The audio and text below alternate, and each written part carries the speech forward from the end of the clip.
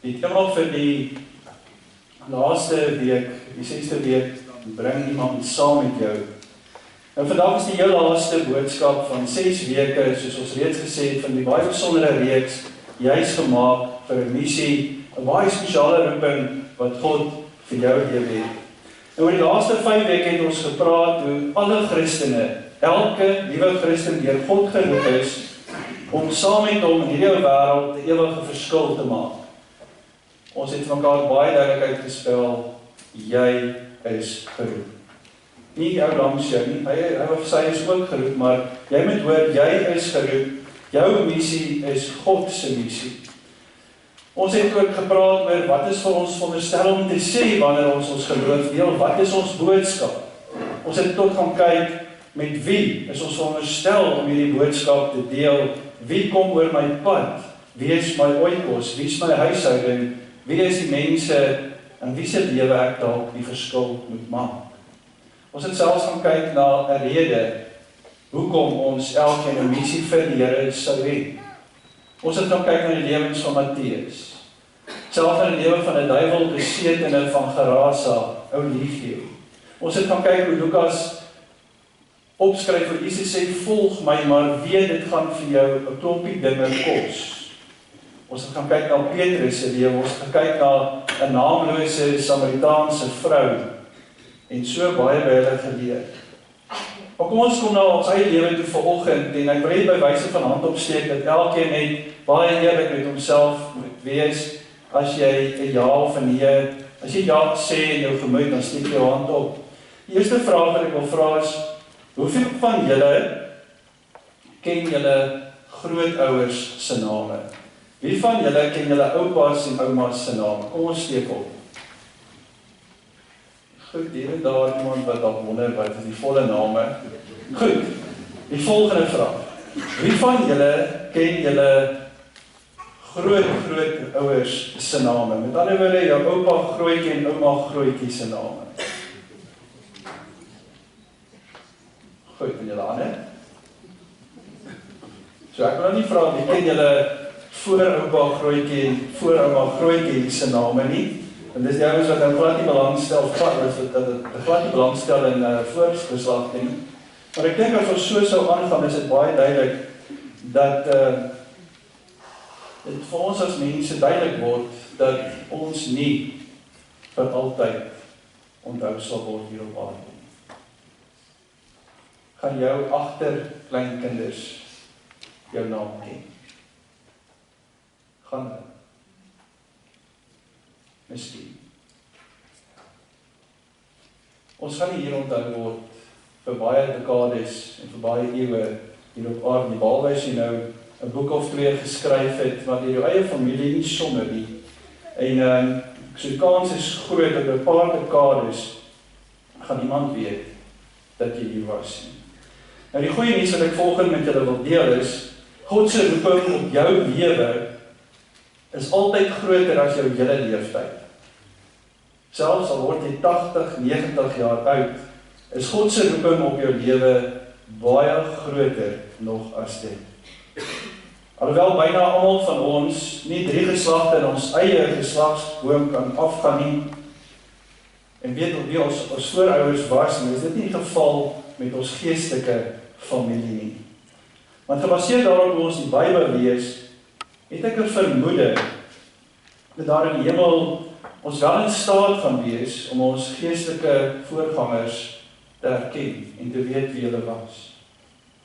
Omdat God buite die tyd is, sal ons ook ons sê, sal ons dalk ook in staat wees om in die hemel ons eie Christus pad te volg, hoe ons Christen volgeling geword het. Ons sal kon sien waarskynlik hoe ons tot bekering gekom het, en hoe ons bekering, as waar as dit 'n klippie was wat in die water gegooi is, hoe dit uitgekring het, en dalk 'n verskil in ander se lewens gemaak het, sal ons dalk kan sien hoe dat die Here jou strategies op die regte plek, op die regte tyd in iemand anders se lewe gebruik het, sodat jy in hom of haar 'n verskil kon maak. Ons gaan waarskynlik in die hemel ook sien wat se impak sou dit hê op ander se lewens wat die Here vir jou gegee het. Ek wil volgende vir jou sê, as jy het nou nog nie gehoor het in 6 weke nie, dit nodig om volgende vir die laaste keer om hierdie reeks te hoor, dis om te weet dat jy geroep is deur God tot soveel meer, tot iets groter as wat jy gedog het, jou lewe in gedagte het. God nooi om deel te wees van 'n baie spesiale missie, 'n baie spesiale roeping. En hy is reeds daar buite aan die werk, maar hy roep jou om deel te raak, daar waar hy reeds besig is. Nou vandag kyk ons na 'n toneel van 'n lewe van 'n man wat 'n paar weke op die tafel was, toe Janine oor hom gepreek het. 'n Man met die naam Petrus, een van daardie ouens wat, as mens sy karakter moes beskryf, hom sou beskryf, hy is die ou wat met die deur in die huis val. Altyd holderste bolder, eerste by alles wees, ou Petrus. Daardie voor op die wa, disipel, kan ons hom genoem het in ou mens staan. Hy is altyd in die moeilikheid gewees, want hy het gepraat voordat hy nog mooi gedink het. En as jy dit al voorheen gedoen het, dat jy te vinnig en te haastig met die mond was, en dan die prys daarvoor betaal het, kan jy vandag baie goed met ou Petrus vereenselwig. Het jy al dom onnooselike foute gemaak, dan is Petrus jou man om by troos te vind. En volgende lees ons dan 2 rug aan rug tonele, wat in die evangelie van Lukas vir ons vertel word, wat ons ook almal baie bekend is. En ons hoor bietjie wat die Here vir ons daar sê. Lukas 8 vers 40.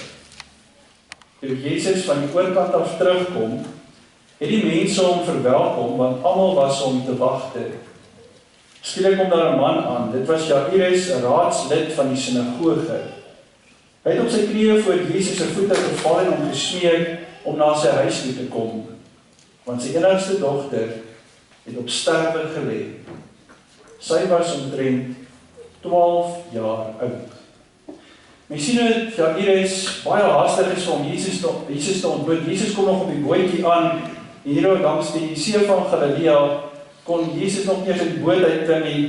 Dan is Jairus op sy knieë voor die Here, bidend, smeekend: asseblief, help my dogter is siek. Dis Jairus 'n volledige beskrywing wat vir ons baie interessant is. Dis nie om dowe neete dat vir ons gesê word dat Jairus 'n raadslid van die sinagoge is nie. Hy is baie belangrik.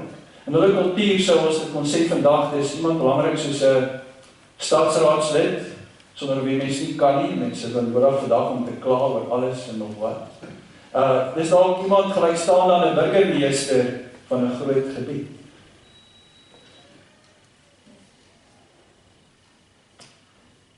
Ek dink wat dadelik besef is deur almal is, hierdie kan 'n groot geleentheid wees vir hierdie klein bewegingkie wat nou so pas onder leiding van Jesus begin het. Hy sal van sy kinderskoene hierdie bewegingkie onder hierdie leermeester, hierdie spesiale rabbi Jesus Christus van Nasaret. En hierdie kon 'n geleentheid wees, met die disippels dadelik gedink, as 'n sinagogeleier 'n volgeling van Jesus kon word, kon daar 'n ontsaglike invloed uitgeoefen word vir hierdie beweging van Jesus, daar en dan. Ons praat nou daar so in die kinders en so tussen die lyne gehoor dat Justin Bieber 'n Christen geword het onlangs. En ek het net besef, dis baie soos Jairus was, so dikwels wil die kerk graag 'n bekende of 'n celebrity gebruik om sy invloed verder uit te brei. As Justin Bieber nou tot bekering gekom het, en as Jairus, die sinagogeleier, tot bekering gekom het, dit het soveel meer impak vir die kerk, vir die evangelie van Here Jesus. Maar ek wil vanoggend sê, ek dink nie dat God op hierdie manier altyd graag wil werk nie. Hy kan ook so werk, maar normaalweg kies God heeltemal 'n ander manier om te werk. God hou daarvan om buitengewone dinge te doen, deur doeteenvoudige mense, en doeteenvoudige gebeure in hierdie lewe. Die afgelope paar weke is 'n voorbeeld daarvan, 'n naamlose Samaritaanse vrou, 'n duiwelbesetene van Gerasa wat tussen grafte gelewe het, gebruik Jesus om herlewings mee te begin in Sigar en die Decapolis, daar waar die 10 stede aan die ander kant van die see van Galilea was. So ek weet nie waaraan dink Jesus as Jairus hier voor hom kom neerval nie. Maar ek weet wat dink die disippels. Hulle dink, Hier is die geleentheid waarvoor ons gewag het. As ons vir jou Iris vandag kan help om sy dogtertjie gesond te maak, as Jesus haar vandag genees, dan is dit vir ons reuse tree om mense vir Jesus te wen. Hulle het geweet, so haastig, so spoedig moontlik, moet hulle by Jairus se huis en sy dogtertjie uitkom. Maar voordat hulle hierdie waarheidvolle geleentheid kon misloop, kan ons kyk wat gebeur. Op pad daarheen het die mense om Jesus saamgedrom. Onder hulle was 'n vrou wat al 12 jaar lang aan bloedvloeiing gely het. Sy het alles wat sy gehad het aan dokters uitgegee, maar niemand kon haar gesond maak nie. Sy het nader gekom en van agteraf van die soem van sy klere geraak en haar bloedvloeiing het onmiddellik opgehou. Jesus vra toe, "Wie het my aangeraak?" Toe almal ontken dat dit hulle is, sê Petrus, "Here, die mense drink tog rondom U saam en druk teen U." Maar Jesus sê, "Iemand het my aangeraak, want ek het agtergekom dat daar krag van my uitgegaan het." Toe die vrou sien, hy weet dit is sy, het sy van angs gebewe en voor hom neergeval. Daarvoor al die mense vertel sy hom toe waarom sy hom aangeraak het en hoe sy onmiddellik gesond geword het. Toe sê hy, "Dogter, jou geloof het jou gered, gaan in vrede." Is dit nie amper afwekkend, komies, as 'n mens hierdie toneel vir jouself voorstel, 'n massiewe, nuuskierige skare drom saam en druk en skuur en stamp teen mekaar om naby Jesus te kom, om te hoor as hy dalk iets sê, om te sien as hy iets gaan doen. En dan gaan staan Jesus uit die bloute, skielik botstil in hierdie skare. In sy 4 spore stop hy en hy vra die aardige vraag, "Wie het my aangeraak?" En mens kan as ware sien hoe rol Petrus sy oë frustrerend in sy oogkaste, as hy sê, "Ag Jesus, daar is mense oral rondom U, almal raak en kom ons vra jy die vraag, wie het nie aan U geraak nie?" Ons almal het al in 'n skare stadig beweeg, loftes, 'n paviljoene verlaat en geskuifel of 'n groot konsert verlaat.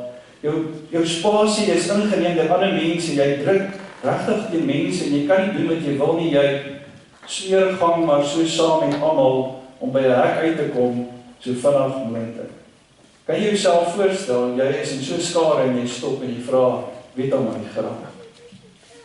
Wat verder nie sin maak nie is, hoekom sou Jesus in sy 4 spore daar en dan stop, kosbare tyd mors, op pad na 'n groot bedieningsgeleentheid toe, waar 'n dogtertjie siek is, en dalk kan sterf as sy Jesus nie betyds by haar opdaag nie.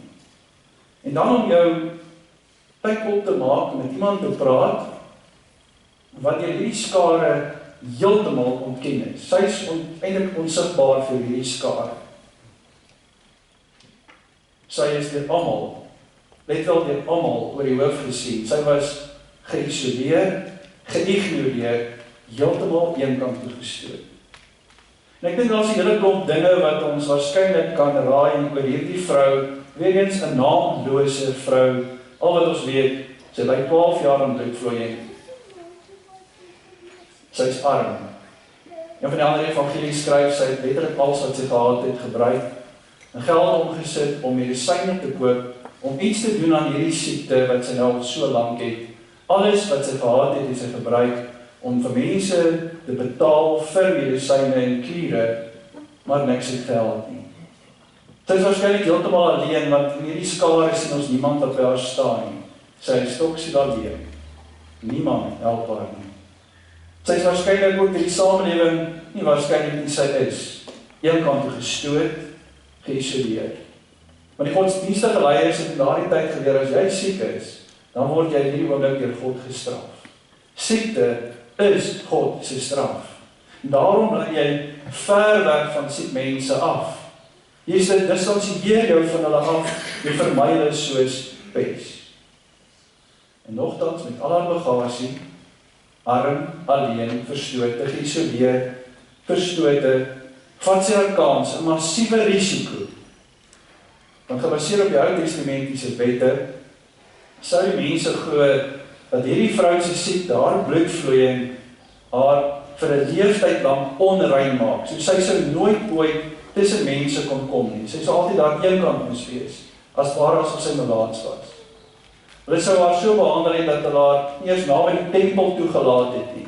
Sy mag nie eers God in sy huis kom aanbid het nie, want sy is onrein. Sy laat 'n spoor van onreinheid na, as sy iemand raak, sou daardie persoon ook onrein wees. Sy het almal gekontamineer, 'n onrein spoor agtergelaat. Om die waarheid te sê, almal het haar wees vermy, en daarom ook waarskynlik haar agterafhouding. Ons sien haar glad nie in die voorgrond nie. Ons weet nie dat sy hier agteraf nie eens aan Jesus wou raak nie. Sy raak net aan die soem van sy kleed. En daardeur voel hy daar gaan krag uit hom uit, en hy weet iemand het hom nodig in daardie oomblik. Mense het van hierdie vrou geweet, sy het 'n reputasie gehad. Soos wat sy haar pad deur die skare vind en druk om by Jesus te kom, kan mens ook willekeurig vir die vraag vra, wat moes die vrou nie deurmaak om tussen al die mense wat daar verstoot en eenkant toe gestoot het, om deur hulle te beweeg om net by Jesus uit te kom nie. En ek dink hoe groet hulle aan, wat doen jy hier? Jy hoort hier nie, loop. Dit is amper soos mense hond wegjaag vir haar sê, loop net. Gaan huis toe, waar jy hoort. Sy is eenkant toe gestoot, en vuilkyke het daar aangegreep. En tot ten spyte van hierdie hindernisse en ten spyte van hierdie verwerping, is hierdie vrou meedoenloos, vasberade om by Jesus uit te kom. En haar geloof het vir haar 'n dividend gegee, want haar lewe is vir altyd verander deur Jesus wat haar daar en dan daardie dag genees het van 'n ongeneeslike siekte. So ek en jy het geen idee wanneer God jou dalk net wil gebruik nie. Jou grootste impak en invloed kom waarskynlik op 'n tyd wat jy die minste verwag in iemand anders se lewe. Vir hierdie vrou, sy ly al 12 jaar aan hierdie siekte.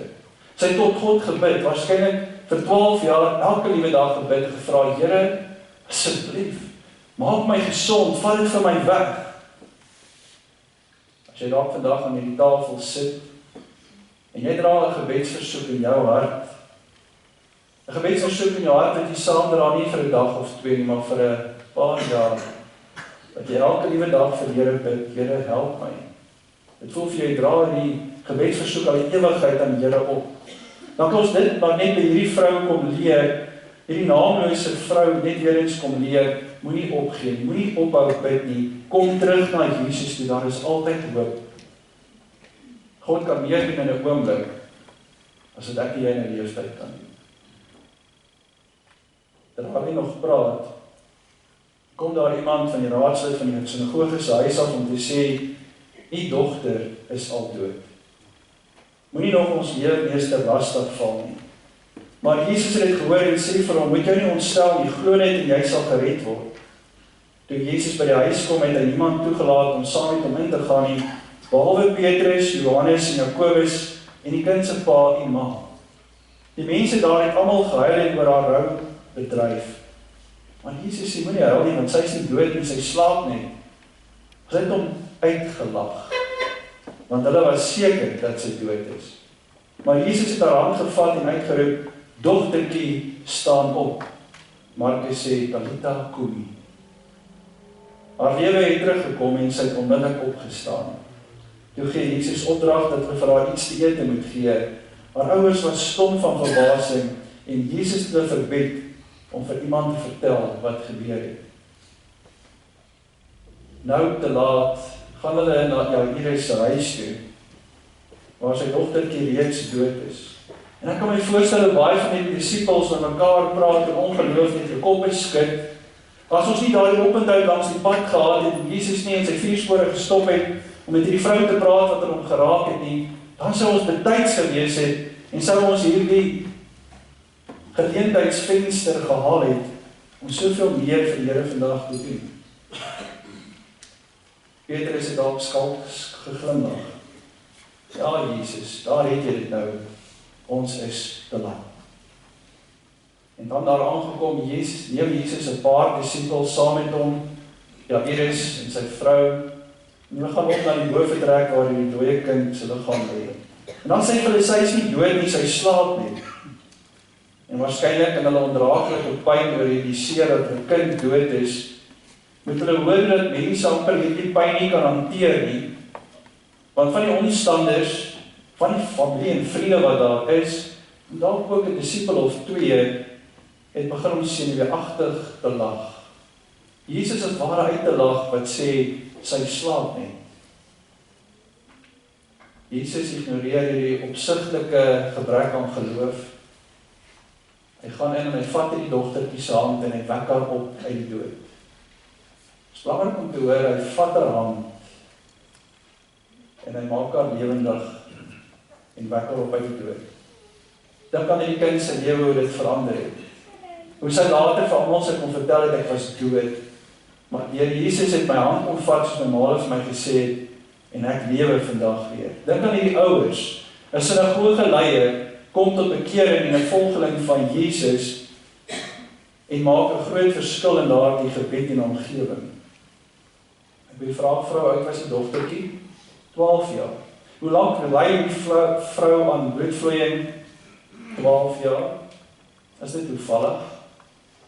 Hoe ongelooflik is dit nie om juis vandag te weet dat God vir hierdie wonderlike dag van 2 wonderwerke wat hy daardie dag gedoen het, alreeds 12 jaar daarna uitgesien het om dit te doen. Toe daardie vrou begin het om aan bloedvloeiing te ly en 'n klein dogtertjie gebore is vir Jairus en sy vrou, het God om begin om uit te sien na 'n dag wat hy 2 wonderwerke sou doen deur Jesus.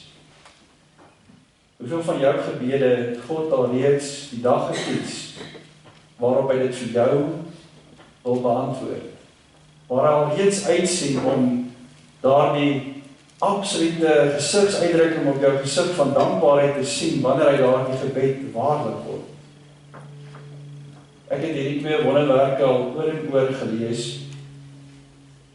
Maar om baie eerlik te wees, val die fokus my altyd op die wonderwerke wat Jesus gedoen het. Dan lees mens baie keer die sekondêre belangrike goed mis, daardie goed wat ook 'n impak moet hê op jou en my bediening, op ons roeping by God hoor.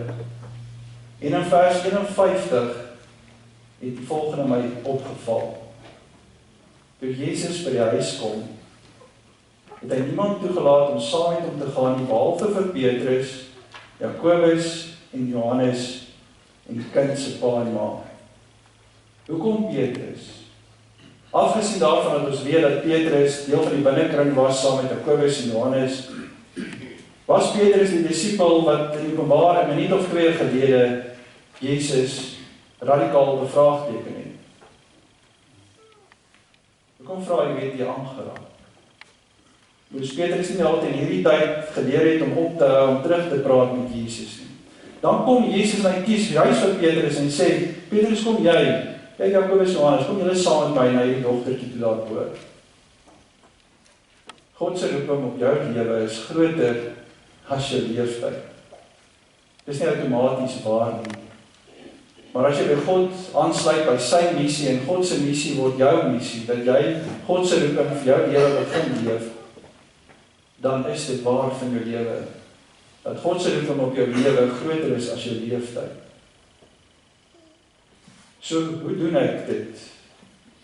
Dit was die hele punt van die hele reeks van 6 weke wat ons met mekaar gedeel het. Maar ek wil afsluit met een groot waarheid. Bring altyd iemand saam met jou.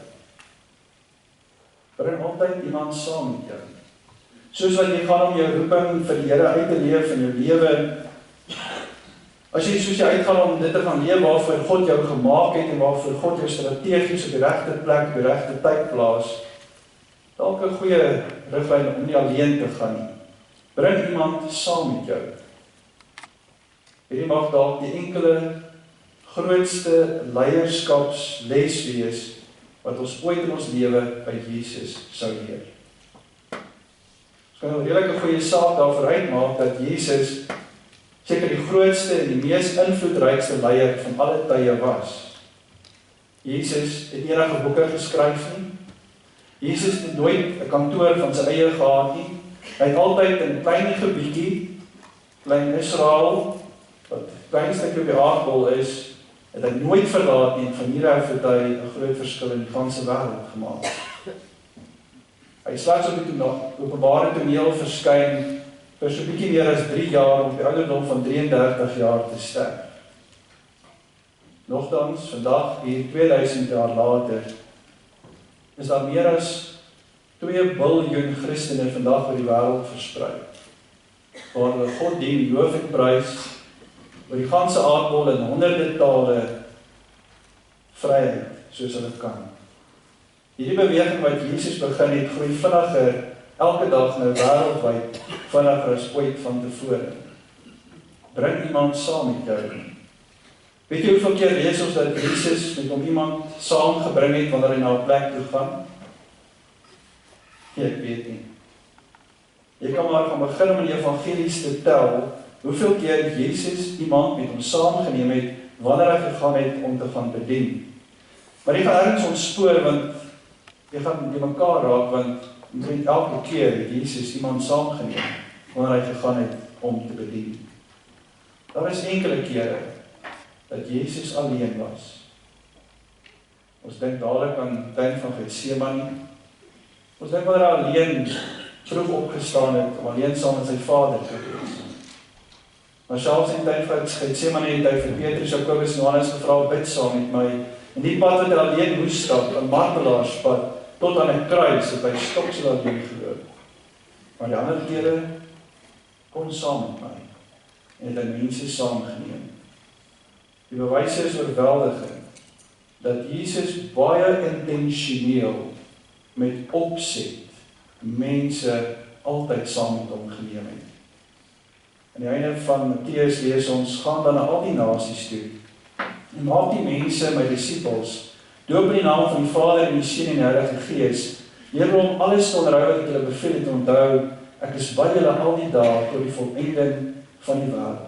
In die Grieks sou ons dit letterlik kon vertaal met, soos wat jy gaan, maak mense my disippels. Daar is baie verskillende toepassings van hierdie opdrag. Een sou definitief wees, dat deur jou lewe gaan jy mense ontmoet, en jy hierdie mense aan Jesus voorstel, en hulle dan leer om 'n disipel te wees. 'n Ander toepassing, wat mense baie keer hoor nie, wat mense hier en daar altyd raak lees, is dat as mens na Jesus se lewe kyk, dat 'n mens dit sommer doen, terwyl jy met jou dag tot dag verantwoordelikhede besig is, leer jy mense om sy disipels te wees. Soos wat jy gaan, leer mense van my. En dan sluit Jesus af met die belofte dat hy altyd by ons sal wees, tot met die volëinding van die wêreld. En daardie belofte wat hy 2000 jaar gelede aan sy disipels gemaak het, maak hy in jou en my.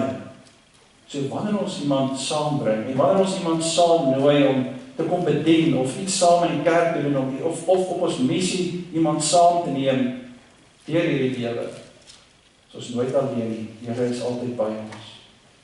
Ek wil 'n paar praktiese voorbeelde doen. Ouers, bring julle kinders kerk toe.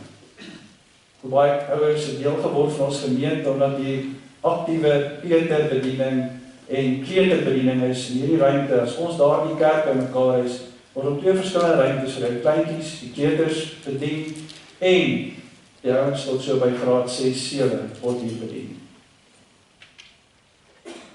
Mense het dit mate geword, omdat daar saamgebring is hier by die kerk toe. Dalk het kinders jou kerk toe gebring. Dalk het jou kind jou kerk toe gebring. Ouers, bring julle kinders se vriende saam. Nog 'n voorbeeld. Bring julle kinders se vriende saam kerk toe. Natuurlik praat eers met hulle ouers of hulle dalk kan saamkom. Maar weet net, jou gesin mag dalk die enigste woorde van Jesus wees wat hulle ooit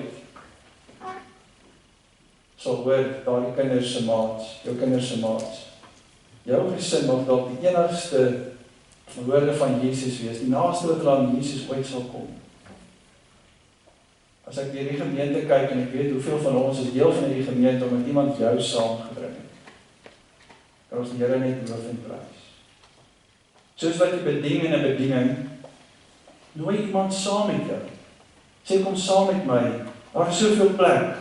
Witfontein is gereed om missionaal meer uit te reik as ooit van tevore. Kom help my. Kom saam met my. Ons bedien vandag 'n klompie ou mense na afloop van die erediens, waar ons vir hulle 'n worsbroodjie gaan maak en vir hulle in hulle behoeftes gaan voorsien wat hulle in 'n lysie uitverdien het. Van ons kinders gaan soen. Kom saam. Daar is soveel plek, as jy deel word van 'n erediensgroep waar jy wil saam met ons domies 'n bietjie preek maak, 6 lidmate op 'n slag van verskillende ouderdomme saam met my of saam met Janine, en jy wonder of jy dit moet doen, bring iemand saam. Bring iemand saam om daardie bediening te doen. Daar is soveel plek in die toekoms vir verhoudingsgroepe, vir leierskap en onderrig in hierdie gemeente. Nooi iemand saam met jou om volgende jaar, Januarie 2020, saam met jou op die getroue getuie kursus te kom, sodat jy ook 'n geloofsgesprek baie eenvoudig kan voer. Word deel deur iemand saam te nooi en saam te bring. Vriende en familie, wie moet jy dalk saam nooi? En ek dink my raaiskoot is dat niks van hierdie voorstelle vir iemand nie is nie. Dis niks asemrowends nie, dis nie verrassend nie. Maar nogtans wys studies, en dit het my hart geslaan, dat die gemiddelde kerkganger bring 'n gemiddeld van 0 verlore mense na die kerk van die Here toe. 'n Gemiddelde kerkganger bring 'n gemiddeld van 0 verlore mense na die kerk van die Here. Daai bedrag, daai sommetjie is so klein dat as mens dit afrond, dit makliker is om te sê 0. Verlore mense word deur kerkgangers kerk toe gebring. Ek weet die rede waarom ons so normaalweg niemand saam met ons bring nie is, die rede is wat Jesus sou kon hê om vir Petrus oral saam te neem. Dis blyk eenvoudig makliker om dit net self te doen. Hoekom sal mens iemand wil saam nooi? Jy weet al van nooit wat die persoon gaan sê nie, as hy so onvoorspelbaar soos Petrus is, wil mense dit liewerste dan ook vermy. Want net 'n minuut gelede het Petrus nog Jesus bevraagteken, hoekom sal Jesus hom nou weer saam nooi na Jairus se dogtertjie toe? Wanneer iemand uitnooi is, daar waarskynlik 2 moontlike uitkomste. Persoon kan saamkom en jy weet wat verwag van die persoon, dalk gaan die persoon goed doen, maar wanneer die persoon saam met jou kom, is jy verras, en die persoon staan in hom of haar steek daar soveel meer as jy ooit kon dink. Hierdie persoon is voorberei deur die Here vir daardie bediening. Dalk is dit iemand wat jy saambring wat glad nie reg is daarvoor nie en dalk heeltemal totaal misluk. Maar dit is 'n groei geleentheid vir daardie persoon, en wie van ons het nog nie gegroei juis deur mislukking en waar ons gefaal het. Dit is die primêre manier waarop ons groei. 'n Voorbeeld, ouers, jou werk is nie om jou kinders te beskerm om nooit te faal of te misluk nie. Jou werk as ouer is om jou kind te leer om God te vertrou in alles en in alle tye. So wat gebeur met Petrus? Hy het dit éventueel gesnap. Jesus kan dooies in die dood opwek. As jy voor die onoorkombare dood kom en Jesus is daar, weet net, hy kan 'n verskil maak. Wat as Jesus nie vir Petrus saamgebring het na Jairus se dogtertjie daardie dag nie? Dan ons nie Handelinge 9 vers 36 gelees van die volgende nie. In Joppe was daar 'n gelowige vrou met die naam Tabitha, in Grieks Dorcas. Sy was altyd besig om goed te doen en die armes te help. Juis in die tyd toe Petrus in Lydda was, het sy siek geword en gesterwe. Het haar gewas en in 'n bokamer neergelê. Aangesien Lydda naby Joppe is en die gelowiges gehoor het dat Petrus daar is, het hulle 2 mans na hom gestuur met die versoek: kom tog gou na ons toe oor. Petrus het dadelik saam met hulle gegaan en toe hy daar kom, het hulle hom na die bokamer toe geneem. Al die weduwees by hom kom staan en snikkend vir hom die klere gewys wat Dorcas gemaak het toe sy nog gelewe het. Nadat Petrus almal uitgestuur het, het hy gekniel en gebid. Toe het hy na die liggaam gedraai en gesê: Tabitha, staan op. Sy het haar oë oopgemaak en toe sy vir Petrus sien, het sy regop gesit. Hy het daarmee die hand help opstaan, die weduwees en ander gelowiges geroep en haar lewend voor hulle gebring. Die hele Joppe het hiervan gehoor en baie mense het tot geloof in die Here gekom. Petrus genees met die krag van God vir Tabitha, vir Dorcas. Op 'n aardige, presies soortgelyke manier soos Jesus Jairus se dogtertjie opgewek het deur haar hand te neem en haar op te wek. Baie mense het in reaksie tot geloof in die Here gekom reg teen Joppe, eenvoudig omdat Jesus eendag bereid was om vir Petrus saam te neem na 'n dogtertjie wat gesterf het. En so verbind God die korreltjies. Ons het geen idee wat wil God deur jou en my doen nie, en wanneer hy dit wil doen nie. God se roeping op ons lewe is groter as ons leeftyd. Daar is net een ding wat vir altyd sal hou. Daar's dalk vandag baie bekommernis dat ek en jy dit sal nooit hou nie. Dit gaan wegraak. Vir 'n paar jaar gaan jy dit glad nie meer onthou nie. Gaan jy weer eens nie meer belangrik nie. Jou eie kleinkinders wat nou bestaan wat sou bestaan as gevolg van jou, sal dalk nie eens jou naam ken nie. Maar as jy iemand saam met jou bring, sal dit dalk vir ewig gevier word. Waarin roep God jou? Wie kan jy saambring? Wie in jou lewe ken God nog nie persoonlik nie? Wie wil jy uitnooi om saam met jou God te volg? Jy mag dalk lag, maar weet net, jy is nooit alleen nie, jy is in goeie geselskap. Ek wil voorstel 'n praktiese oefening dat ons hierdie boodskap vandag afsluit met 'n frase wat 'n perfekte reaksie sou wees op die afgelope 6 weke se boodskappe. Sal jy bereid wees om met jou op die tafel neer te sit vandag? Sou jy bereid wees om met jou op die tafel neer te sit? Wanneer dit by God kom om dalk ja te sê voordat jy gehoor het wat God vir jou vra. Net omdat jy weet God vra vir jou, is jy bereid om met jou op die tafel te sit, al weet jy nie waar, hoe, wanneer en wie, maar jy is bereid om vir Here te sê ja, Here. Ek wil hier 3 oomblik bidend oorweeg, maar voor ek dit doen, wil ek net hoor, het almal so 'n blaadjie waarop die ja staan. Dit is vir my baie belangrik. Maar net ooit in 'n verkeerde geval. En ek het 'n voorbeeld gekry. So ja, almal so ja, elkeen persoonlik. Weet nie, kan ons net gou seker maak dat almal kry. Is dat nog doen? Net by die deur hoor te wees. As daar so 'n pen aan die tafel is dit goed. Daar en dit kom in, sit dit gehande op, ons nie aanstuur. Hier is 2 in die ry, daar is 3 in daardie ry. Ons kry net vir elkeen een.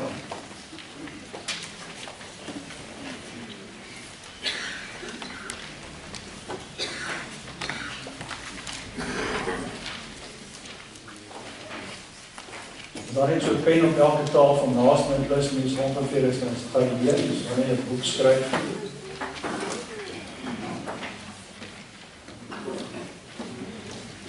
Goed, het almal 'n blaadjie op ja staan. Stef word nog eentjie, dankie. Daar word julle nog bring. Daar kom vir julle. Wie word nog kenne? Daar word jy hierdie kant met die. Organisale, daar soos. Goed, die volgende oomblik moet jy weet, niemand druk 'n geweer teen 'n kop nie. Jy word nie gedwing nie.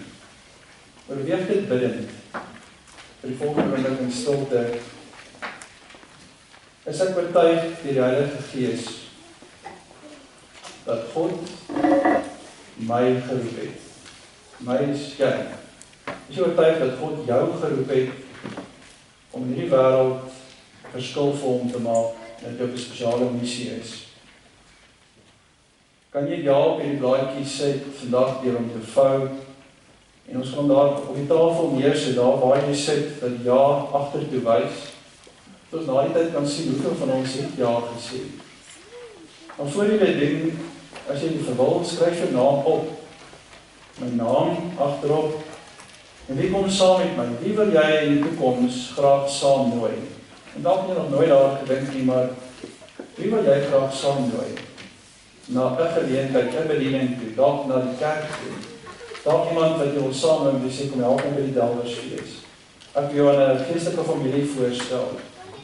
En daar mag jy dalk net hoor, jy is ook geroep deur God om 'n groot verskil te maak. Ons kan net so 'n minuut stilte waar elkeen binne kan beweeg. Skryf jou naam op, wie wil jy saam nooi? En kan jy jou ja op die tafel neersit? Kom ons gee vir elkeen gou vir die kans. As jy jou ja op die tafel wil neersit, sit dit nou met die woorde, as hy ons roep tot sy diens. Hoe sal ons dit mag weier? Hy sal magtig, genadig en trou bevryder. Christus gee krag, klee ons met koningsgesag. Hy is ons koning en leier. Jy kan voor julle neersit met ja aan die agterkant toe, soos wat ons uitgaan sal dit bly staan op die tafel. Kom ons sluit ons erediens af, ons sing vonk 79, waar ons strofes 1 tot 5 in beurt saam. Vonk 79, strofe 1 tot 5, en ons sing dit as 'n slotgebed.